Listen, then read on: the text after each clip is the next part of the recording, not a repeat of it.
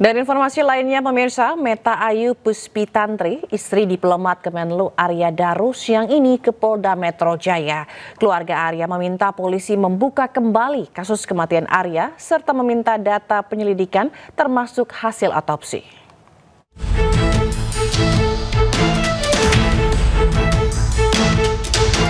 Hingga saat ini penyebab kematian diplomat muda Arya Daru Pangayunan masih menjadi misteri.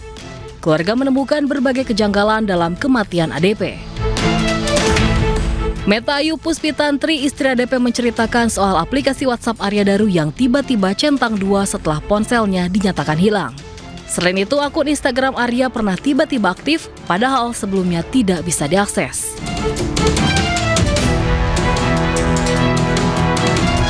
Kalau menurut polisi itu sedang diperiksa oleh penyidik. Komputernya yang ada di kantor yang masih connect dengan WhatsApp-nya. Oke. Itu ada yang saya lupa menyampaikan ke saya siapa itu, kok IG-nya aktif. Kemudian saya coba masuk lagi, itu masih nggak bisa masuk lagi. Kemudian saya kembali ke Instagram saya, IG-nya memang aktif. Gitu. Istri Arya Daru meminta keadilan pada Presiden Prabowo dan Kapolri untuk mengusut kematian suaminya secara transparan. Kepada Bapak Presiden, kepada Bapak Kapolri dan Bapak Menlu, saya hanya bisa berharap dan memohon untuk kasus ini dapat selesai dengan baik, jujur, dan transparan. Curiga ada kejanggalan, keluarga Arya meminta polisi memberikan data hasil penyelidikan termasuk hasil olah TKP dan hasil otopsi jasad korban. Keluarga meminta polisi membuka kasus kematian Arya. Tim Liputan iNews melaporkan. Pemirsa, hari ini rencananya istri diplomat Arya Daru, Meta Ayu, akan memenuhi panggilan penyidik Polda Metro Jaya. Untuk mengetahui informasi terkini, kita akan bergabung dengan rekan Ismalia di Polda Metro Jaya. Selamat siang Ismalia, apakah pemeriksaan sudah dimulai? Ya, selamat siang Zila. Betul sekali, pada hari ini istri dari Arya Daru Pangayunan, seorang diplomat muda yang beberapa waktu ditemukan tewas di kamar kosnya, beserta kuasa hukumnya akan mendatangi Polda Metro Jaya untuk bertemu dengan penyidik. Yang sebelumnya Zila, untuk kedatangan istri dari Arya Daru ini direncanakan pada pukul 1 siang nanti. Sebelumnya juga pada hari Senin kemarin, tanggal 6 Oktober 2025, dari pihak kuasa hukum Arya Daru Pangayunan ini mendatangi Polda Metro Jaya untuk bertemu dengan penyidik untuk meminta data-data formil dari hasil penyelidikan kasus kematian Arya Daru Pangayunan. Dan memang sebelumnya dari pihak kuasa hukum ini meminta data-data formil seperti olah TKP oleh Inavis, salinan autopsi luar dalam, dan juga ada bukti-bukti yang diserahkan apa saja, ini mereka ingin mengetahuinya, seperti itu. Dan juga ahli-ahli yang dimintai keterangan penyidik juga mereka ingin mengetahuinya. Dan juga dari pihak kuasa hukum menyatakan bahwa dari tim Polda Metro Jaya atau penyelidik Polda Metro Jaya menyetujui akan memaparkan hasil penyelidikan kasus kematian ADP ini pada waktu yang tepat, sehingga semua pihak dapat memahami betul seperti apa kasus kematian dari ADP ini. Yang sebelumnya juga dari Polda Metro Jaya ini memang masih belum menemukan bukti yang cukup kuat seperti handphone dari almarhum Arya Daru Pangayunan ini masih belum ditemukan hingga saat ini, dan dilacak juga masih belum ditemukan di mana letak terakhir handphone dari Arya Daru Pangayunan. Dan juga sebelumnya dari pihak kepolisian ini juga telah melakukan konferensi pers bahwa kematian dari ADP ini tidak melibatkan pihak manapun, dan juga dari pihak RSCM ini menyatakan bahwa adanya gangguan pertukaran oksigen pada saluran nafas yang menyebabkan Arya Daru atau almarhum ADP ini meninggal dunia. Sampai saat ini kami masih menunggu kedatangan dari istri almarhum Arya Daru Pangayunan. Setelah itu nanti kami akan update kembali kepada Zila dan juga pemirsa. Kembali ke Anda.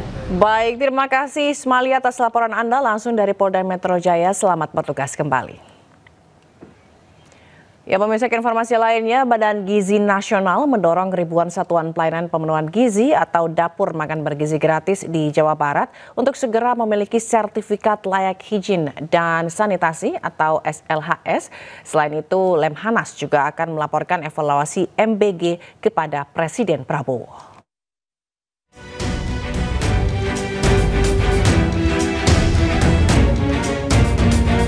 Badan Gizi Nasional mendorong sebanyak 2.600 satuan pelayanan pemenuhan gizi atau dapur makan bergizi gratis di Jawa Barat untuk segera memiliki sertifikat layak higien dan sanitasi atau SLHS agar dapat memenuhi standar operasional prosedur.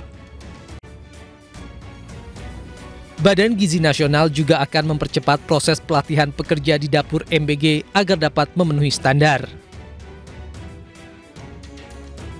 Selain itu, Wakil Kepala Badan Gizi Nasional juga menyebut bagi dapur MBG yang dihentikan sementara akan menunggu hasil investigasi dari kepolisian. Menunggu hasil investigasi ya. Hasil investigasi menyebut itu satu, laporan hasil laboratorium ya, kandungan apa yang ada di dalam makanan tersebut. Kemudian kami juga secara internal melakukan investigasi oleh Divisi Pemantauan dan Pengawasan. Fasilitasnya bagaimana? Sementara Lembaga Ketahanan Nasional atau Lemhanas akan melaporkan evaluasi MBG kepada Presiden Prabowo. Di samping itu, Lemhanas meminta BGN untuk evaluasi tata kelola MBG di Indonesia. Pada titik-titik apa yang membuat ya terjadinya dampak akibat dari tata kelola yang tidak baik.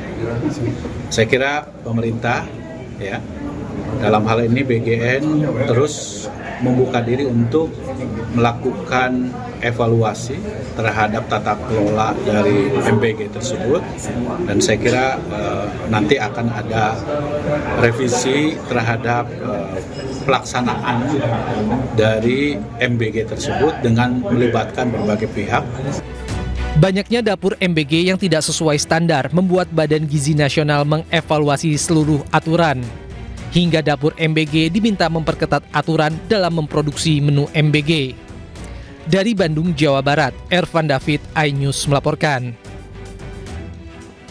Pemirsa, fenomena hujan es sebesar bola pingpong menggegerkan warga hingga menyebabkan kerusakan atap rumah warga di Sukabumi, Jawa Barat. Sementara di Jember, Jawa Timur, angin kencang menumbangkan pohon dan menimpa truk yang tengah melaju. Allahu Akbar, Allahu Akbar, Allahu Akbar. Allahu Akbar, Allahu Akbar. Warga panik saat melihat hujan es ukuran bola pingpong berjatuhan menimpa atap rumah di kawasan Desa Berkada, Bojonggaling, Bojonggenteng, Kabupaten Sukabumi. Tidak hanya itu, hujan deras dan angin kencang juga menyertai fenomena alam ini selama 1 jam. Akibatnya 52 atap rumah warga rusak serta sejumlah pohon tumbang.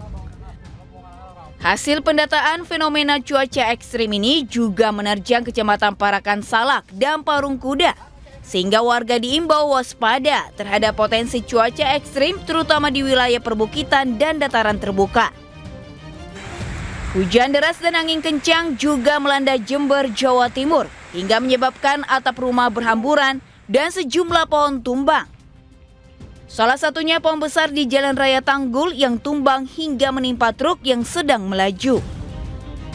Sementara itu, atap kantor Kelurahan Sempusari juga berhamburan karena terpaan angin kencang. Meski tidak ada korban jiwa, namun kerugian ditaksir hingga ratusan juta rupiah. Tim Liputan iNews melaporkan.